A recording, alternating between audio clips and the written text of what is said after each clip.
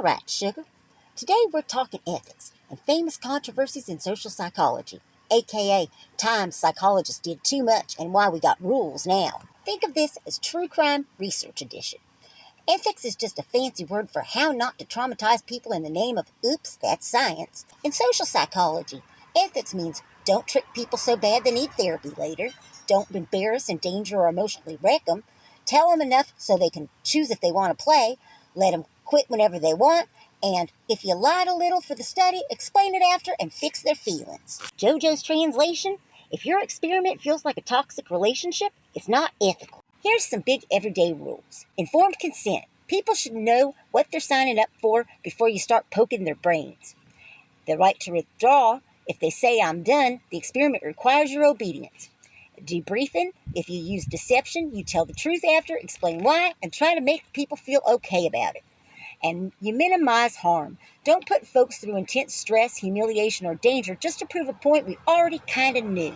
In the 1960s, a nice-looking man in a lab coat tells regular folks, we're studying and learning. When that person in the other room gets an answer wrong, you press this button and give them an electric shock. Each time, turns the shock up.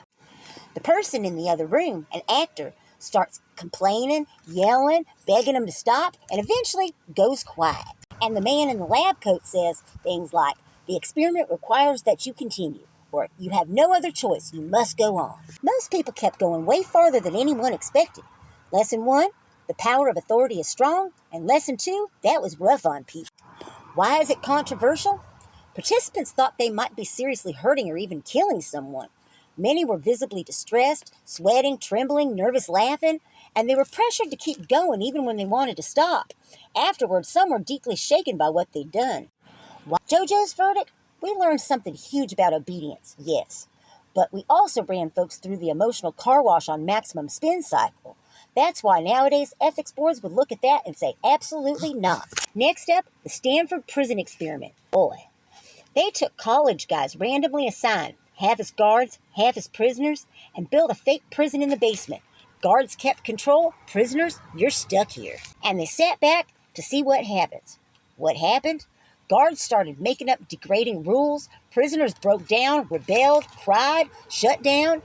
Things got ugly fast. The study had to be stopped early because it was spiraling out of control. Why is it controversial?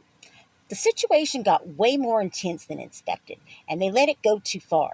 Participants were humiliated and severely distressed. It's debated how much the guards were nudged to act tough versus naturally becoming cruel.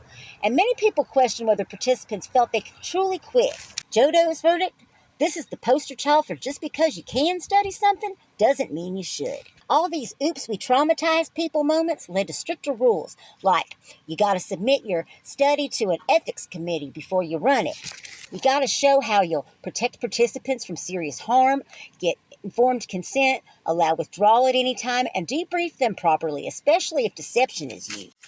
And when someone asks why all the paperwork, we point at Milgram and Stanford and say, because that's what happens when you don't have rules, Brenda. Now, modern social psychologists try to be clever and kind, with gentler forms of deception, if any, more focus on everyday behaviors, online settings and surveys, and careful screening and support if a topic is sensitive. JoJo's ethical rule of thumb: if your experiment is making people cry, panic, or question if they're secretly a monster, you have crossed from science into therapy bill, and that is what ethics is here to stop. So yes, we got some wild stories in our past, but that's why now we ask, 1, is this important enough? 2, is there a gentler way to study this? And 3, what will this feel like for the person in the chair?